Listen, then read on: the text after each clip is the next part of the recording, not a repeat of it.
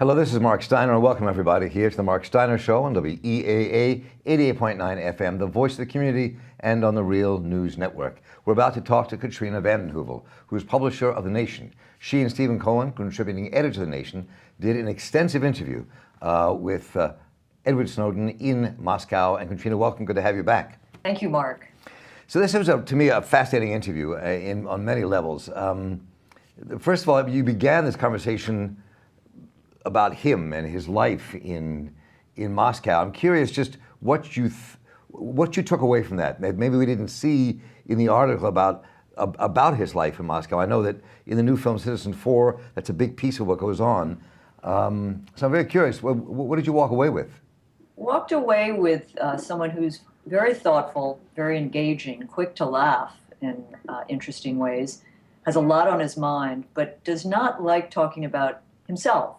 I mean, that's Right. not just, he doesn't like to talk about his life in Moscow. He just feels it's more sort of trivialities compared to the enormous issues he wants to talk about. So it took us, the interview ran 33,000 words. What ended up in The Nation is a hefty 9,000.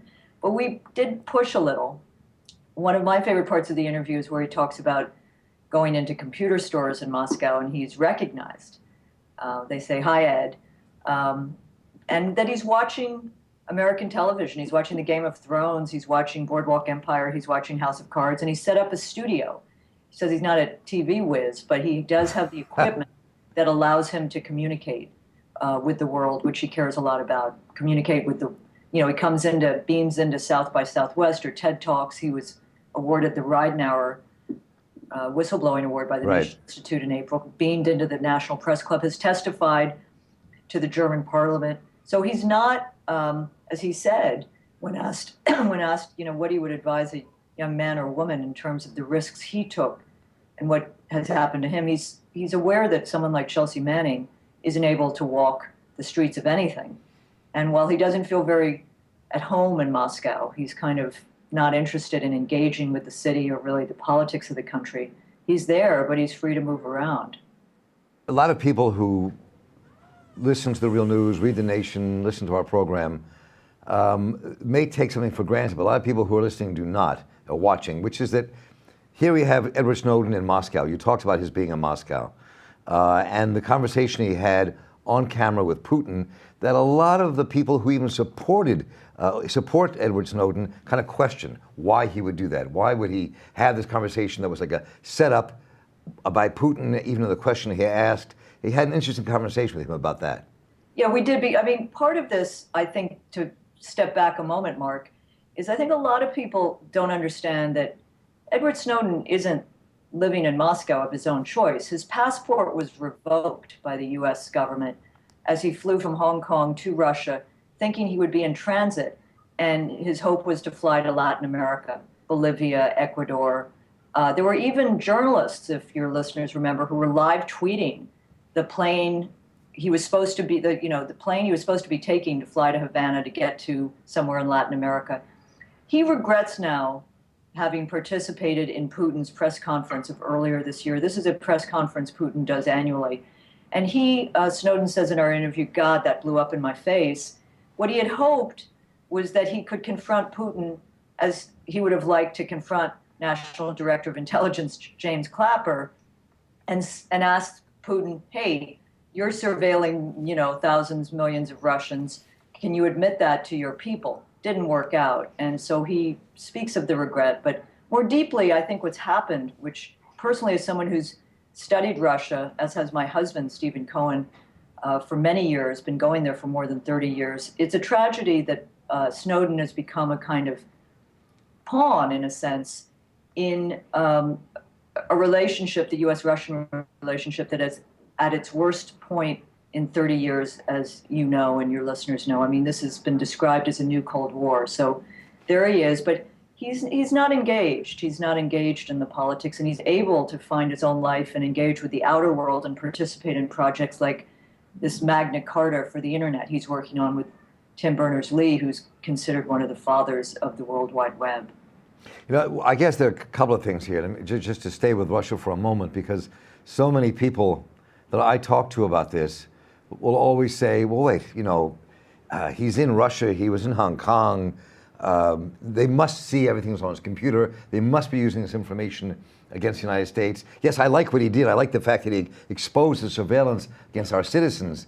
But who is he really working for? I mean, I think there's a lot.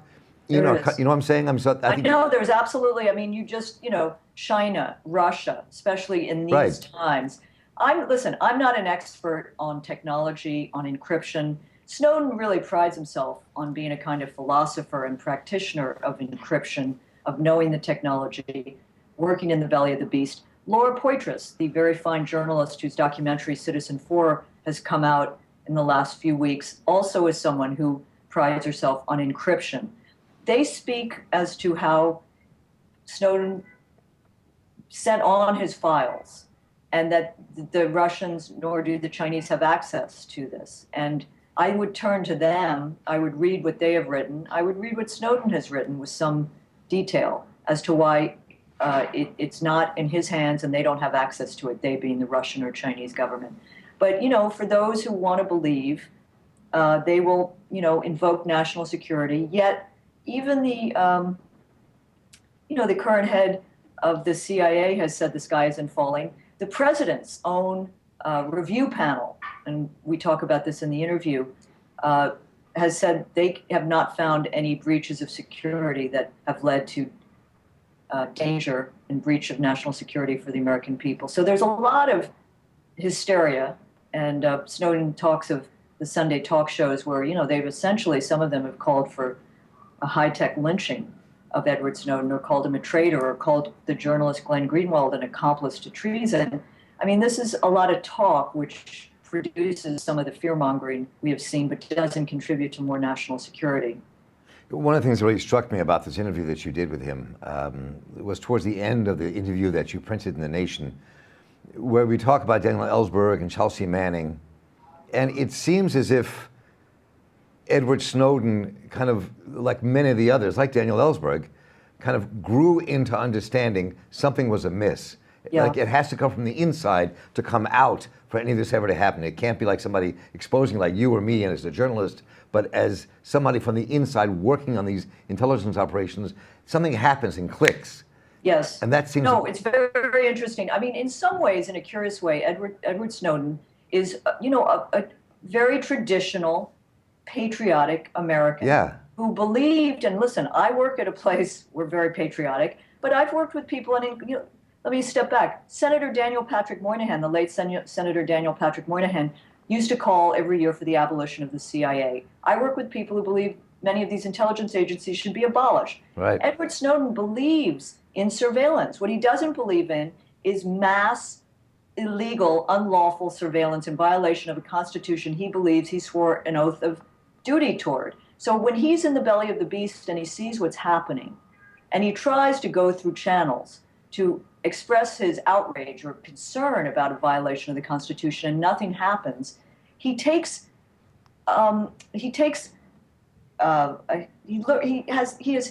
predecessors, and that's why Daniel Ellsberg is someone he values. Not only Daniel Ellsberg, but he cites Thomas Drake, William Binney. There are others who have come forward, and the expression has blown the whistle or been whistleblowers to expose abuses of the Constitution.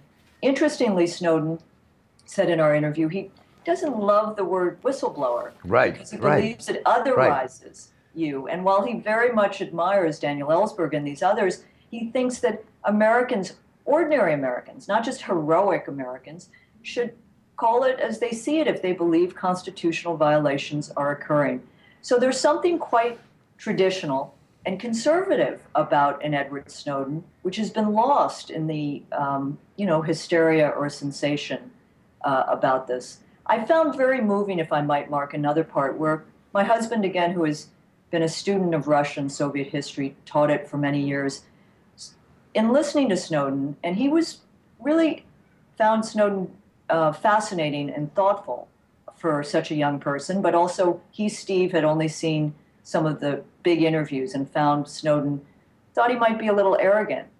He's not. But then Steve says, you remind me of Andrei Sakharov, who was... Oh, I remember, that's a great part, yes. Who was a co-founder of the Soviet hydrogen bomb, someone who became one of the Soviet Union's most famous dissidents, was exiled to Gorky outside of Moscow.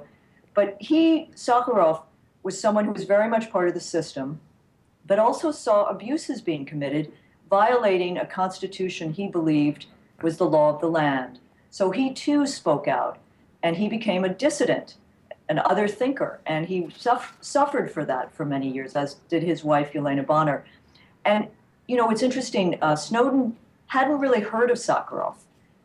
There's nothing to say there, except he had heard of the prize given in Sakharov's name. But what it prompted in Snowden was a very interesting reflection on drawing a parallel between what the atomic moment meant for physicists like Sakharov or Robert Oppenheimer, an American dissident, and for the computer engineers, the technologists who work on surveillance, what they have unleashed in the politics and the system, he felt was akin in certain ways to the atomic moment for physicists, and had unleashed a set of anxieties and a lot of conscious, concerns, conscience, that aroused conscience in people like Bill Binney, who had been the architect of a program that he later wished he had not given to a system, Right. which in his view had been amok. I was thinking there's a piece in here, in the piece, I just want to read it, where Snowden's response to saying, the surveillance revelations are critically important because they reveal that our rights are being redefined in secret by secret courts that were never intended to have that role, without the consent of the public, without even the awareness of the majority of our political representatives. So what he's laying before the American people here, I think is what the country is wrestling with right now. Exactly. It's a fundamental question about what does a representative democracy mean? And if people don't have the information they need to know what the government is doing in their name, how can they take action? How will change come about? And he really believes that he's given people the information they need. He doesn't see people, he's realistic. He understands that people have other concerns, that they're not in the streets about these surveillance revelations, but he does see a shift, particularly in Europe, and people responding to these abuses in ways he had hoped they would. He is interesting about President Obama. We're here on the eve of the midterm, and President Obama has, of course, factored in and figured into this midterm in many ways. But, he says he didn't release these revelations before November 2008. He had hopes that President Obama would fulfill and be held accountable to the promises he had made on the campaign trail to disclose and end the torture, to remedy the abuses which had been launched under President Bush and Vice President Cheney after 9/11.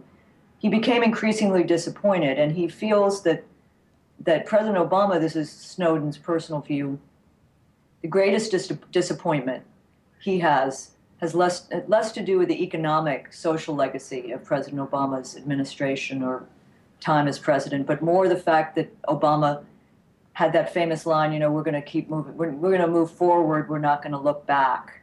But it's very hard to move to a next chapter without understanding the previous one, and that is very deeply embedded in Snowden's analysis of what he feels are problems and the frustrations he has with an American political system.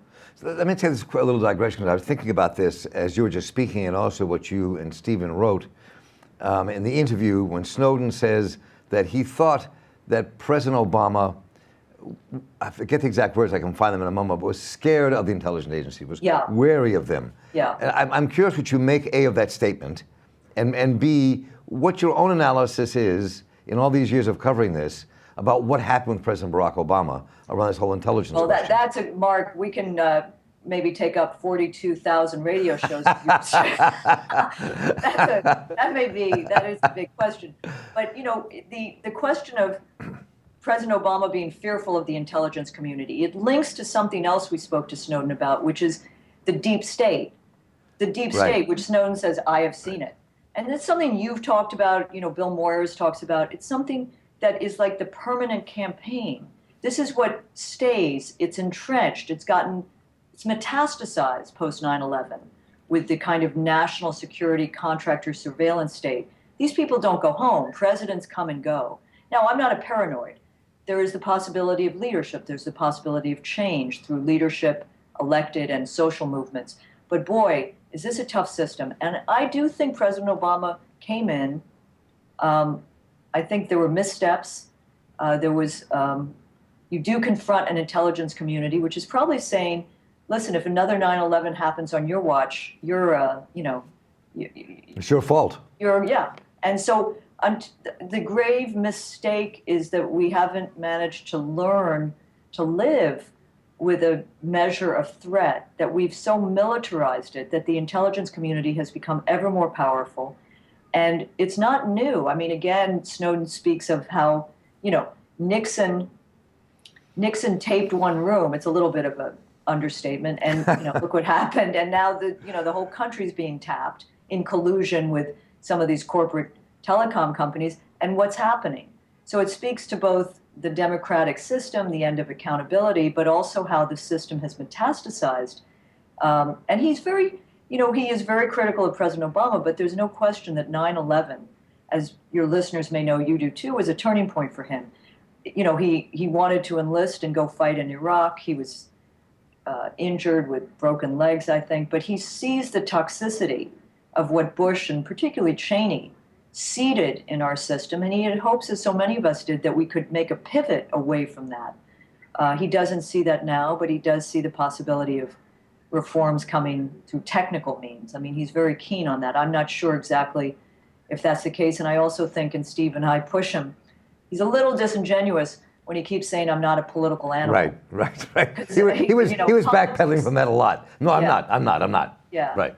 Thank you for joining us here for this conversation with Katrina vanden Heuvel, publisher of The Nation magazine. I'm Marc Steiner for the Real News Network, and please stay with us for another segment of our conversation with Katrina vanden Heuvel.